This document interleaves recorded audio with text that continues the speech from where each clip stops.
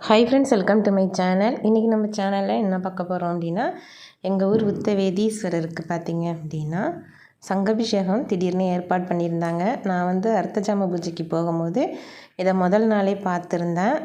அதை உங்கள்கிட்ட கொஞ்சம் ஷேர் பண்ணுவோம். மறுநாள் நான் அபிஷேகத்தையும் உங்கள்கிட்ட ஷேர் பண்ணியிருக்கிறேன். யாகத்தை மட்டும் நான் ஷேர் பண்ணலை, ஏன்னா நான் ஒரு 11 மணிக்கிட்ட தான் போயிருந்தேன்.